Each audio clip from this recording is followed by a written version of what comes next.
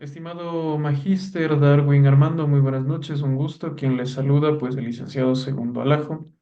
El día de hoy para poder presentar lo que refiere a la línea de tiempo sobre las reformas y actualizaciones curriculares desde 1944. Sin más dilación, pues, empecemos. En el año de 1944 se da la primera reforma educativa, misma que surge tras la revolución del 28 de mayo de este año. El impacto más importante que tiene la misma, ¿sí? Fue el fortalecimiento del sistema público como tal. Y algo súper importante, el rol central que ejerce el Estado en la educación. Así también, pues, inicia la profesionalización del magisterio. Esto como los puntos más relevantes de esta fecha. Así pues, incluye su biografía. A continuación tenemos la reforma educativa de 1964, misma que nos indica, dicta y señala que durante este periodo no hay una reforma única como tal. Es un impacto amplio y diversificado que se ejecuta. Sin embargo, ¿sí? Como impacto tenemos la expansión de la escuela en las escuelas rurales, el incremento de matrículas primarias y la educación como un instrumento de desarrollo. Se toma en cuenta ya la educación como una herramienta que ayuda al impulso social y económico como tal, siendo y dando un paso importantísimo, pues, para todo lo que tiene que ver con la sociedad en este momento. Hablamos de más o menos 1964, 65 en adelante. A continuación, entramos en un proceso en la reforma integral educativa como tal. Esta sale o nace a partir de 1970 y es un proceso que se va dando a lo largo aproximadamente hasta el año de 1976. En la misma que podemos encontrar con el impacto que esta misma repercute, ¿sí? Está vinculada más que otra cosa o también señalada o ceñida a la reforma agraria. Esta reforma, pues, como podemos ver, busca articular la educación y el desarrollo económico tratando de darle un impulso adicional al tema de la educación.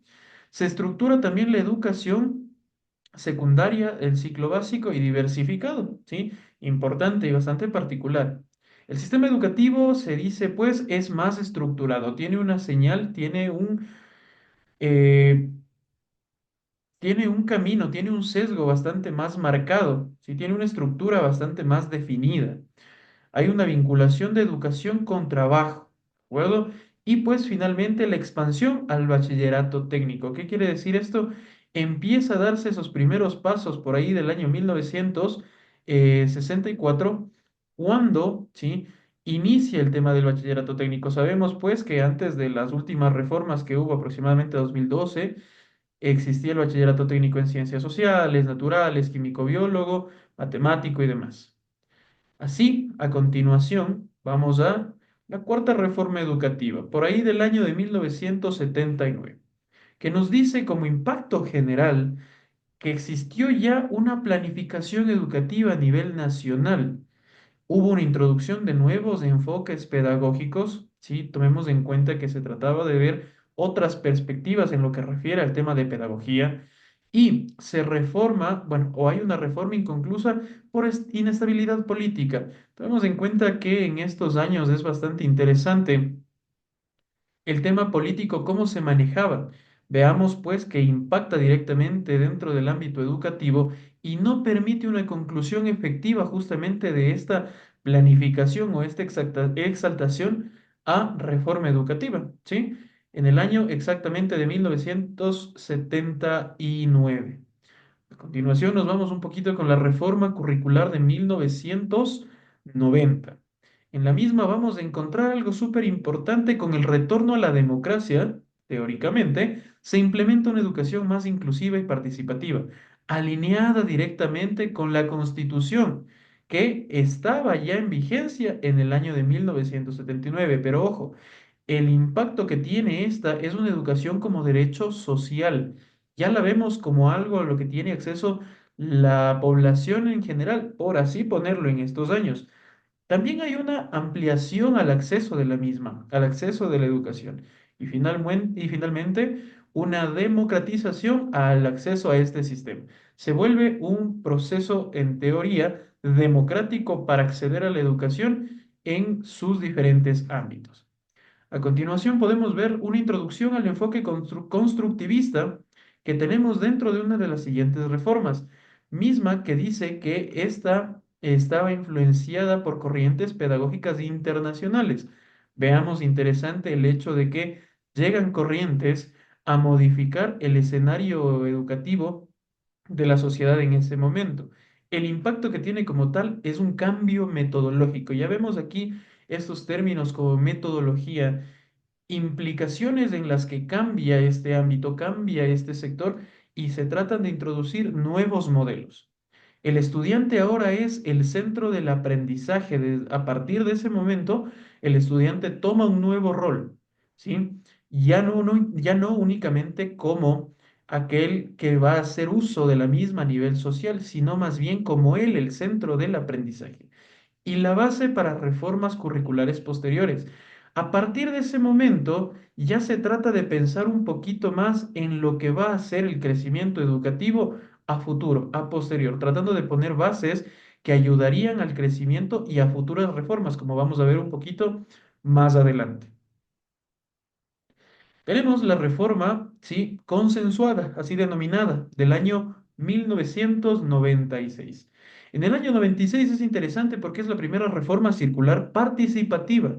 Se incorporan desde los conocidísimos ejes transversales.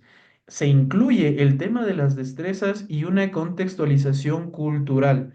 Veamos de interesante cómo se va dando esos pequeños roles a las diferentes posiciones y contextualizando el ámbito cultural, que sabiendo bien, pues el Ecuador era considerado ya desde entonces un país pluricultural. El impacto puntualmente que tiene esta misma es dentro del currículo nacional unificado. Hay un desarrollo ya con un enfoque en las destrezas puntualmente y también hay una autonomía pedagógica parcial. No existe esa solvencia unitaria por parte del desarrollo pedagógico para las actividades académicas. Interesante pues tomar ese punto también. Luego tenemos la Constitución de 1998 y la educación. Vamos a ver cómo tiene relación justamente este año con los ámbitos educativos. Nos dice que refuerza la educación como derecho y deber del Estado, dejando de lado que sea únicamente de acceso de unos pocos y poniéndolo más al lado de el derecho como tal, de acuerdo al acceso a la educación, preparando el terreno para políticas educativas muchísimo más amplias.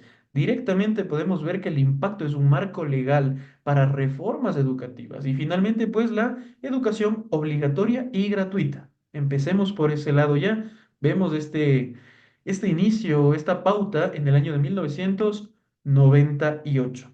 Después tenemos el plan de decenas, ¿sí? De educación que se va dando más o menos entre los años 2006 hasta el 2015. Pongámoslo como que fue un proceso de desarrollo a partir del cual se dieron varios cambios en el modelo estratégico. Fue aprobado por consulta popular, ojo con eso, y es considerado una de las reformas educativas más importantes del país viéndolo desde el lado de la reforma que se dio como tal. Aquí se da el impacto o nos lleva o nos repercute dando la universalización, perdón, de la educación básica, así también como la inversión histórica en infraestructura. Teóricamente, pues estamos hablando del modelo económico que desarrolló estas escuelas, estos colegios del milenio, ¿sí?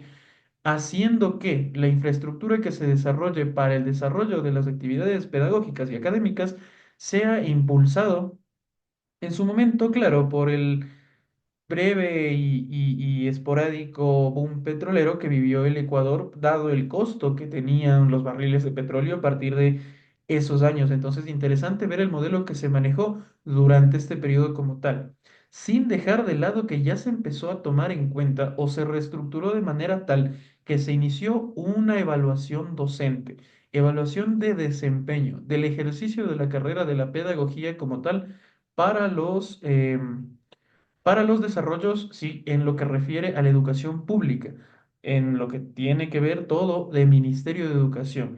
Existe ahí, pues, el plan decenal de educación. Si esa información fue tomada, pues, justamente de este compendio de información.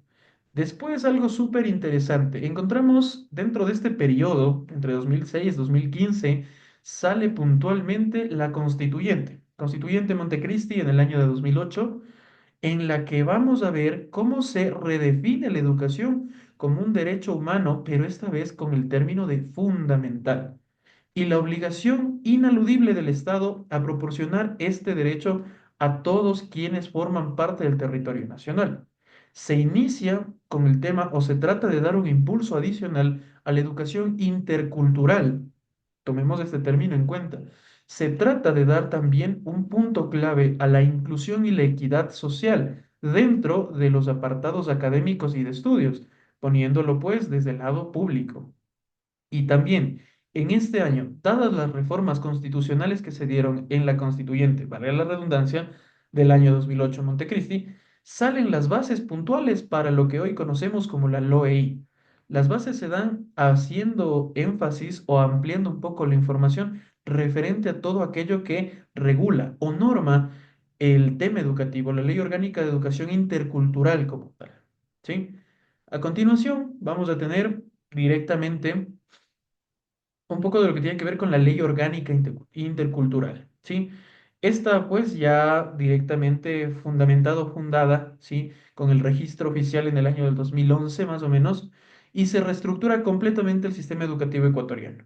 El nuevo sistema de educación, ¿sí? Hace que cada una de las personas que estén dentro del ámbito educativo tengan esa facultad, ¿sí? Atenuante o agravante en su momento, pero del ejercicio de la docencia como tal, de la carrera docente como tal, ¿sí? Y finalmente, pues, la inclusión y la interculturalidad como privilegio y posta de juego en común de todo el ámbito educativo. A partir, claro está, pues, de este lineamiento puntual que se da en el registro oficial 417 del año 2011. A continuación, algo también que vemos interesante, si bien pudimos observar con anterioridad, se da esta diversificación en lo que refiere al tema académico, directa y puntualmente enfocándonos al bachillerato.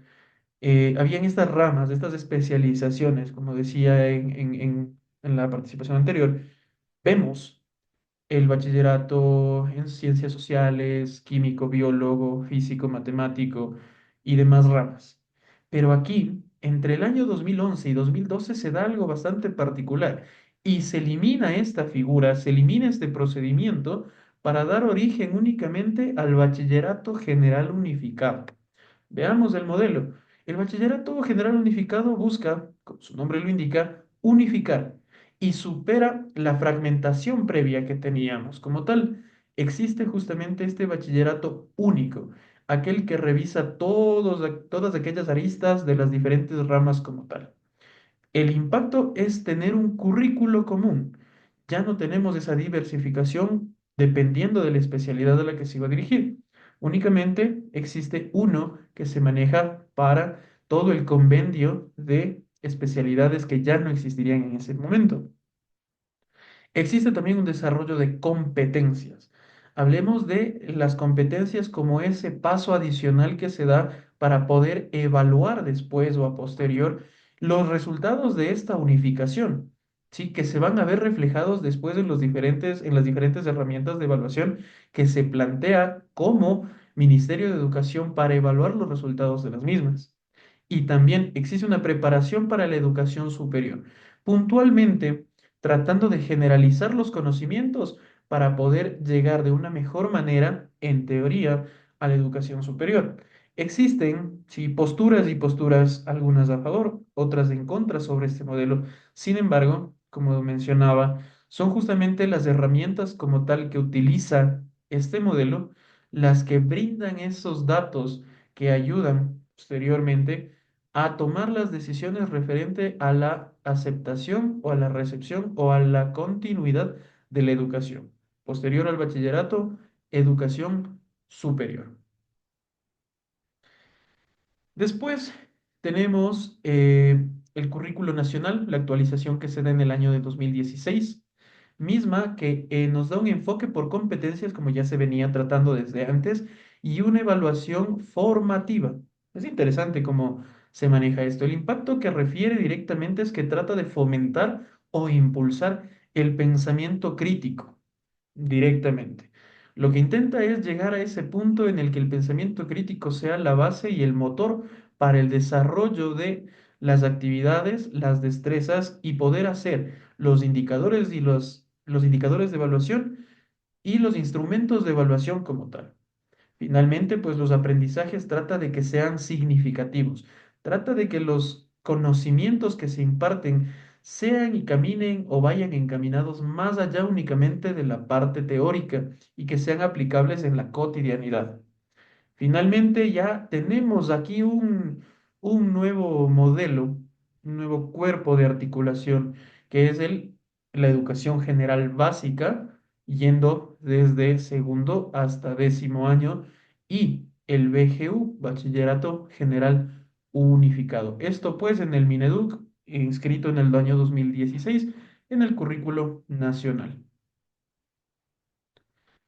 A continuación tenemos el Reglamento General de la LOEI, ¿sí? La conocidísima Ley Orgánica de Educación Intercultural, consolidada como tal para su aplicación. Está ya puesta en marcha la ejecución de todo lo referente a la LOEI. Para este año ya existe el reglamento de la LOEI, pues, mocionado y diseñado por el Ministerio de Educación, Mineduc 2017. En este caso ya vamos a tener una normativa totalmente clara en lo que refiere a procesos. Aquí nace también la clarificación de lo que compete a rutas y protocolos. Existe una organización institucional como tal y también aparece la figura de la gestión educativa dentro del ámbito del ejercicio. Entonces es interesante ver cómo a partir de la operativización de la LOEI y su consolidación, tenemos un nuevo factor o un nuevo actor que entra dentro del modelo educativo y es justamente el de la gestión educativa como tal. A continuación tenemos ya el currículo, el famoso currículo priorizado. Nace en 2020 y se da pues su desarrollo aproximadamente hasta el año de 2022. Este nace como respuesta a la pandemia que vivimos del COVID-19. Para garantizar la continuidad educativa, es importante aquí señalar que justamente pues se puntúan estas pequeñas pautas generales para garantizar el bajo índice de deserción escolar en este periodo. Tomemos en cuenta que en este periodo prácticamente se digitalizó el tema de la educación, aparecieron nuevas herramientas e instrumentos para poder llevar a cabo el proceso de enseñanza-aprendizaje. Estaba priorizado el aprendizaje esencial. Con el conocimiento básico, teóricamente, pues se trata de dar esa continuidad y no ralentizar este proceso, este periodo. Con el conocimiento básico, pues ir avanzando. Claro, es diferente poder recibir una educación de manera presencial a una virtual. Y este cambio fue tan abrupto que no pudo ser aceptado de igual forma por ciertos sectores de la población. Entonces, es interesante. Brilla también lo que tiene que ver a este modelo de educación a distancia, la digitalización y la virtualidad de la misma. Y también se da algo súper interesante. Existe una flexibilización en lo que refiere al currículo. Se dan lineamientos en los cuales se podía poner, eh, o se podía más bien desagregar de las destrezas generales y flexibilizaba el manejo del currículo como tal, dependiendo de los años y de la asignatura como tal, pero es una de las herramientas o uno de los enfoques que se trató de dar justamente para tratar de mermar el impacto que tuvo el tema de la pandemia durante este proceso y este periodo de tiempo. Casi para terminar, pues tenemos ya la actualización o las actualizaciones generales que se han venido dando desde el año 2022 hasta pues el 2025, que son ajustes directamente orientados a competencias digitales. Posterior al tema del COVID-19, se vio que es un proceso regular que se debe llevar el priorizar las competencias digitales, el uso de estas herramientas tecnológicas que a lo largo del tiempo van a ser uso y presa de la cotidianidad de todas las personas. Así pues, se trata de dar un enfoque diferente, vuelvo y repito, orientado a una competencia digital, a una ciudadanía digital y a las habilidades socioemocionales. Es interesante el impacto que tuvo, como vuelvo y repito, el tema de la pandemia para darle este nuevo enfoque, esta nueva perspectiva al ámbito de la educación. Así también tenemos pues la educación ya denominada como educación del siglo XXI.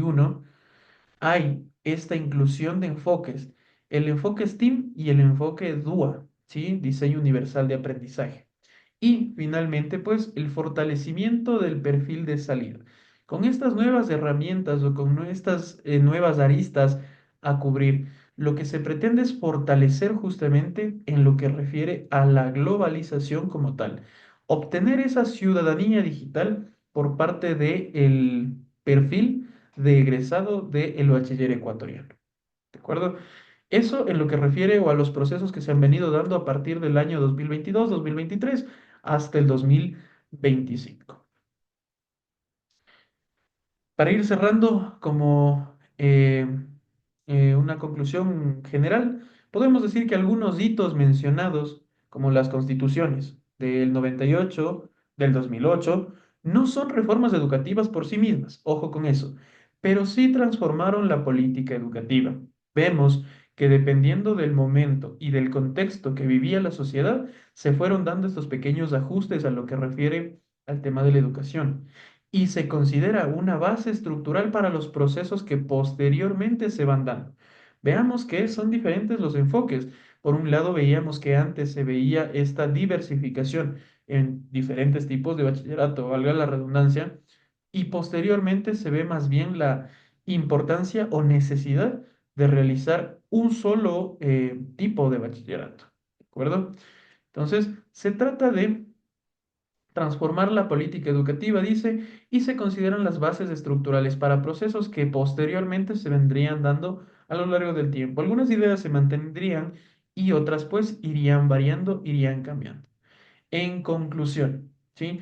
Ecuador ha experimentado al menos, sí, de las que hemos podido señalar o puntualizar formalmente en este trabajo, 16 transformaciones educativas importantes desde el 44, cuando se consideraba reformas, planes decenales, leyes de tema constitucional, como veíamos, y rediseños curriculares, ajustes estratégicos. Con los términos que se hayan dado, fueron impactos o fueron golpes que a la larga, sí, fueron dando pautas para el siguiente o consiguiente crecimiento de la misma.